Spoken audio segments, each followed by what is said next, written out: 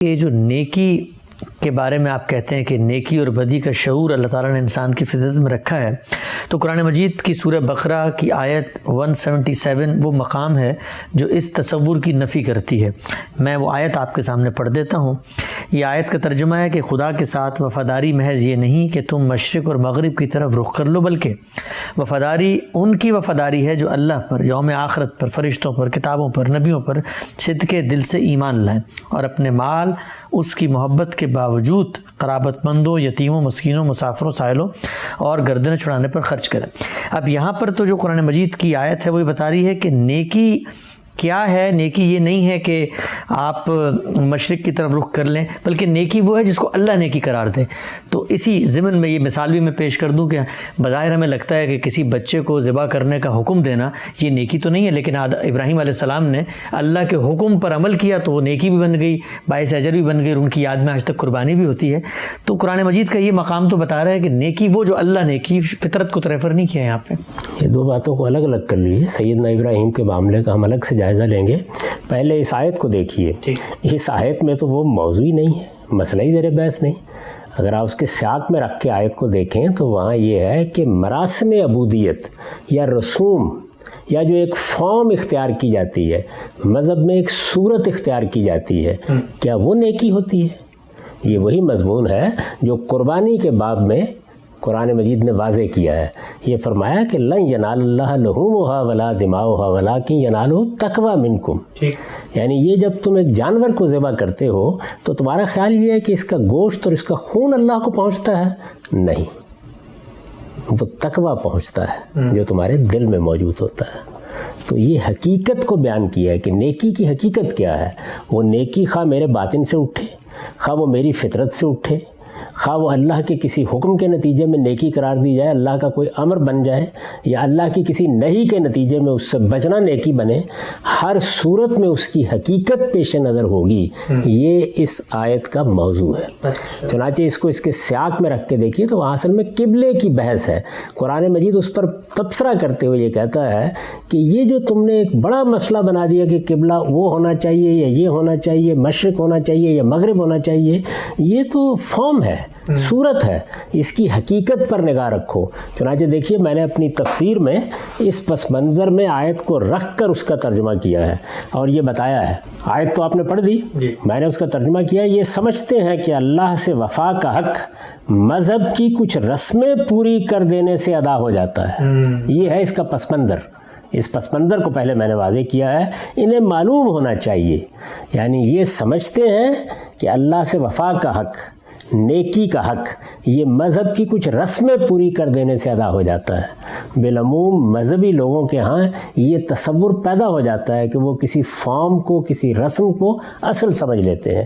اس کی نفی کرتے ہوئے قرآن مجید یہ کہتا ہے کہ اللہ کے ساتھ وفاداری صرف یہ نہیں کہ تم نے نماز میں اپنا رخ مشرق یا مغرب کی طرف کر لیا، یہ بحث ہے، بلکہ وفاداری تو ان کی وفاداری ہے جو پورے دل سے اللہ کو مانے۔ یہ محض ماننا نہیں، پورے دل سے اللہ کو مانے اور قیامت کے دن کو مانے اور اللہ کے فرشتوں کو مانے اور اس کی کتابوں کو مانے اور اس کے نبیوں کو مانے، اور مال کی محبت کے باوجود اسے قرابت مندوں، یتیموں، مسکینوں، مسافروں اور مانگنے والوں پر اور لوگوں کی گردنیں چھڑانے میں خرچ کریں، اور نماز کا اہتمام کریں اور زکوٰۃ ادا کریں۔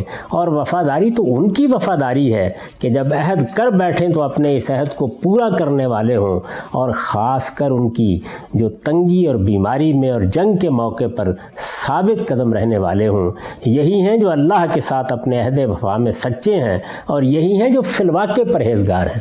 یعنی گویا مذہب کی حقیقت کیا ہے، مذہب کن چیزوں کو بنیاد بنا کر نیکی اور خیر لوگوں کے اندر پیدا کرنا چاہتا ہے، اس کا تقابل رسوم کو نیکی سمجھنے والوں سے کیا گیا ہے۔ یہاں فطرت کے مقابلے میں اللہ کا حکم زیر بحث ہی نہیں ہے۔ اور بار بار توجہ دلا چکا ہوں کہ میری فطرت یہ سب چیزیں بالاجمال پیدا کرتی ہے، اس کے بعد پیغمبر آتے ہیں اور وہ آ کر میری فطرت میں جو کچھ بالاجمال ہے اس کی تفصیلات کرتے ہیں. یہ اس کی تفصیلات بیان ہوئی. ٹھیک ہے. ہم سب اگلا سوال جو ہے وہ یہ کہ سیدنا ابراہیم علیہ السلام کو اللہ نے ایک حکم دیا. بظاہر آپ اپنی فطرت پہ اگر اس حکم کو پرکھیں، بالعموم جو اعتراض کیا جاتا ہے وہ یہ تو نیکی کا عمل بن ہی نہیں سکتا کہ آپ بچے کو ذبح کرنے کے لیے اٹھ کھڑے ہوں، لیکن آپ نے اللہ کے حکم کی تعمیل میں کیا تو وہ نیکی قرار پائی. 2 باتیں سمجھ لیجئے. پہلی تو یہ کہ حکم کہاں دیا ہے، یعنی قرآن مجید نے اس کو بیان کیا ہے.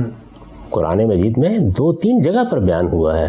کس جگہ یہ ہوا ہے کہ اللہ تعالیٰ نے کہا کہ میں نے ایک آیت اتاری تھی اور میں نے وہی کر کے حکم دے دیا تھا ابراہیم کو؟ ایسی تو کوئی بات ہی نہیں ہے. ابراہیم علیہ السلام نے خواب دیکھا.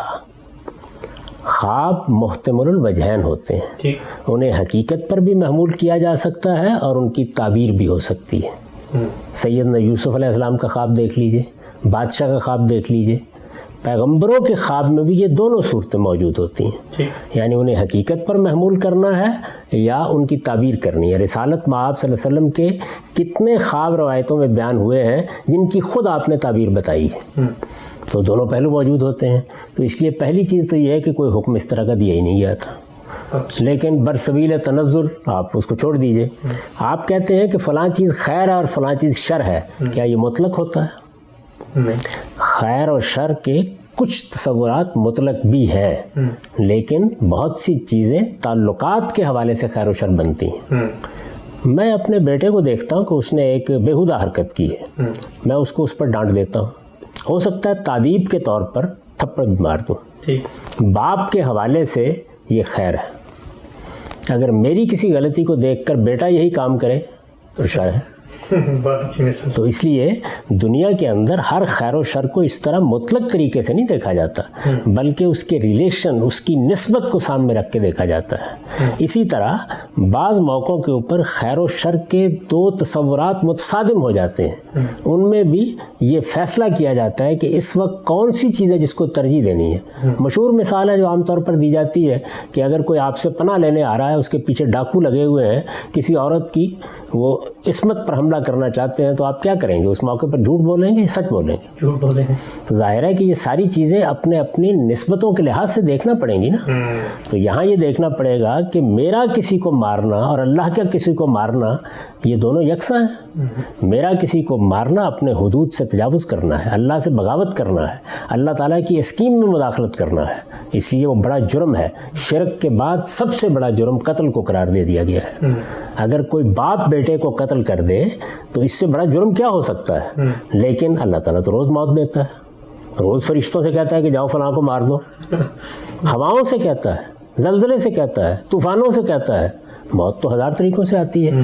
تو اللہ کی نسبت سے کسی چیز کو دیکھا جائے گا تو اس کی نوعیت اور ہوگی، بندوں کی نسبت سے دیکھا جائے گا تو بالکل اور ہوگی. تو وہاں تھوڑی دیر کے لیے آپ مان لیں پر سبیل تنزل کہ اللہ تعالیٰ نے براہ راست یہ حکم دے دیا، الفاظ میں دے دیا، تعویل کی بھی گنجائش نہیں تھی، تو تب بھی اللہ نے حکم دیا. ٹھیک ہے. آپ سے بہت خوبصورت آپ نے مثال دی اس میں.